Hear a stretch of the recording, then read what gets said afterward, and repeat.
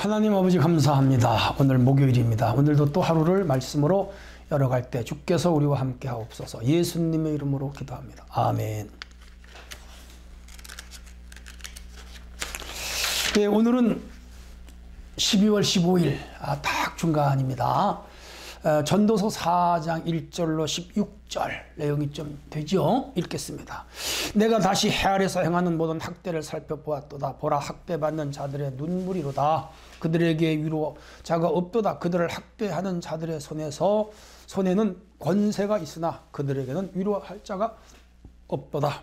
그러므로 나는 아직 살아있는 산자들보다 죽은 지 오랜 죽은 자들을 더 복되다 하였으며 이 둘보다 더 아직 출생하지 아니하여 해 아래서 행하는 악한 일을 보지 못한 자가 더 복되다 하였노라.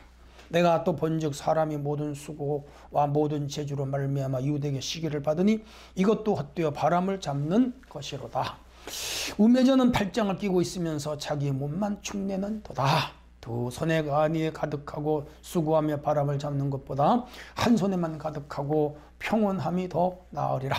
내가 또 다시 해 아래서 헛된 곳을 보았도다. 어떤 사람은 아들도 없고 형제도 없이 홀로 있으나 그의 모든 수고에는 끝이 없도다. 또 비록 그의 눈은 부요를 족하게 여기지 아니하면서 이르기를 내가 누구를 위하여 이같이 수고하는고 나를 위하여는 행복을 누리지 못하게 하는가 하여도 이것도 헛되어 불행한 로고보다. 두 사람이 한 사람보다 나으면 그들이 수고함으로 좋은 상을 얻을 것임이라. 혹시 그들이 넘어지면 하나가 그 동물을 붙들어 일으키려니와 홀로 있어 넘어지고 붙들어 일으킬 자가 없는 자에게는 화가 있으리로다. 두 사람이 함께 누면 따뜻하거니와 한 사람이면 어찌 따뜻하랴. 한 사람이면 패하겠거니와 두 사람이 맞설 수 있나니 세 겹줄은 쉽게 끊어지지 아니하느니라.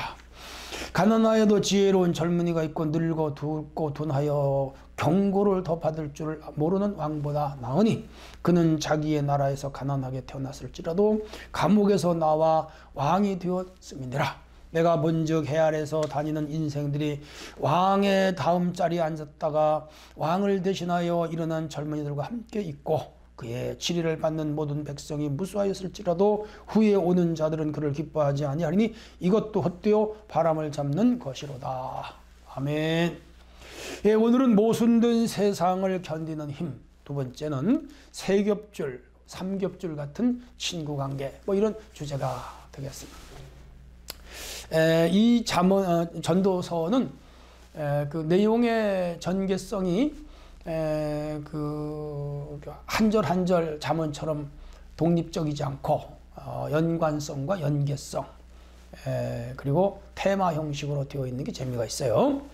자, 우선 1절에서 6절까지 세상에 가득한 학대와 시기를 이 솔로몬이 보았어요. 내가 해 아래서 행하는 모든 학대를 살펴보았다. 고대 왕들의 절대 그 독재로 인해서 고통당하는 주민들. 사실은 솔로몬이 독재자예요. 그가 7년간 성전을 건축하고 13년간 왕궁을 건축하면서 20년간 그 백성들을 수십만 명을 동원하여 그 건축을 했는데 사실 무임금 노동에 가깝죠. 그때 그 총책임 총독을 여로보암이 했는데 이 솔로몬이 너무 지독한 독재를 했어요. 그래서 이제 솔로몬이 죽은 후에 그 아들 르호보암이 왕이 됐는데 연장자들 노인들에게서 물어왔더니 아버지가 독재하고 백성들의 피와 땀을 갈취했으니 너는 그렇게 하지 말고 완화 정책을 통하여 백성들 좀 편안하게 해줘라. 그렇게 했는데 이 르호보암이 노인들 말을 듣지 않고 젊은 친구들에게 가서 내가 어떤 리더십으로 정치를 해야 되겠는가 물었더니 아버지보다 더 잔혹하게 통치를 해라. 그래서 백성들의 마음에 다 돌아서 가지고 총책임자 감독관이었던 여로보암이 솔로몬보다 더 인간적이었어요. 그래서 백성들에게 아주 선하게 대했고 그리고 그의 평판이 좋았어요. 그래서 사람들이 여로보암을 쫓아가 멸집하가 그래서 북이스라엘이라는 나라가 세워졌습니다. 이때 그 왕궁과 성전을 건축할 때 노역으로 끌려나왔던 그 백성들이 얼마나 고생을 했겠어요. 우리 일제 36년 일제 나가서 부역한 사람들, 뭐 일본에 건너가면 정신대라든지 또 무슨 징용이라든지 돌아오지 못한 사람 많이 있잖아요. 그들뿐 아니라 우리 국내에 도로를 건설하거나 무슨 뭐 저수지를 만들거나 땅을 개간을 하거나 건축을 하거나 할 때도 품값을 주긴 했습니다만은 잔혹하게 우리나라가 아니잖아요. 일제 식민지하에서 억지로, 그래서 부여결 하면서 땀을 흘리면 3대가 망하라, 그런 속담까지 생겨나잖아요. 그러니까 이 학대받는 사람들은 고대나 현대나 있는 거예요. 지금도 가난한 자들은 부자들로부터 학대를 받고, 가난한 나라는 큰 나라로부터 학대를 받고, 그렇죠.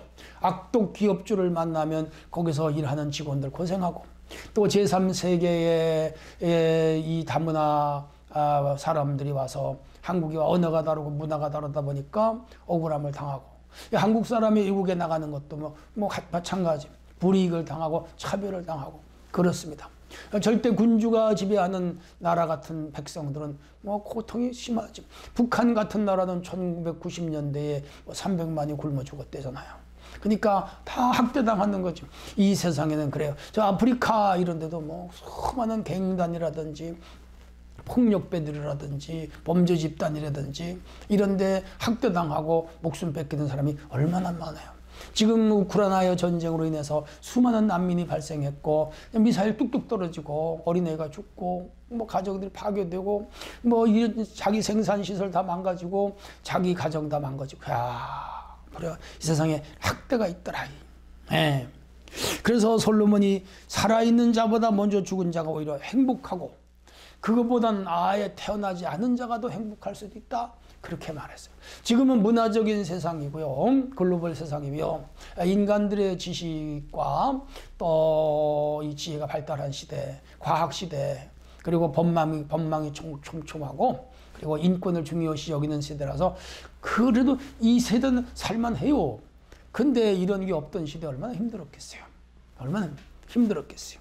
조선시대 태어나지 않는 것 감사하고, 고려시대 태어나지 않는 것 감사하고, 삼국시대 태어나지 않는 것 감사해야죠.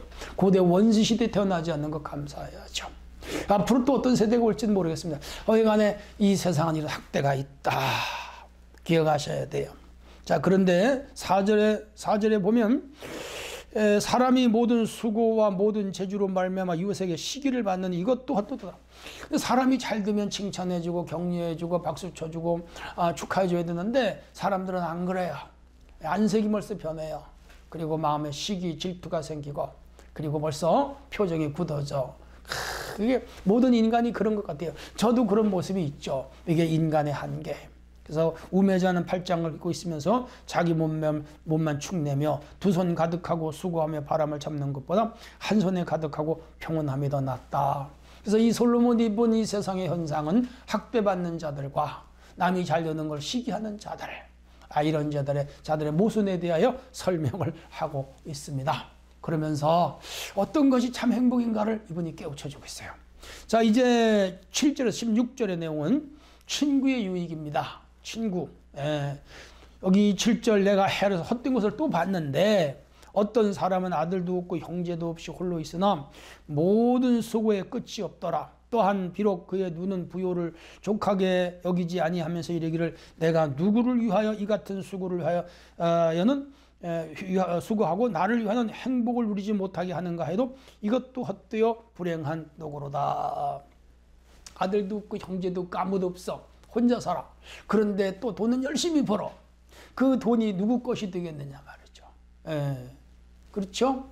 그 먹지 않고 쓰지 않고 돈만 모는데 그러면 죽은 다음에 누구 것이 되겠냐. 이것도 헛된 거더라.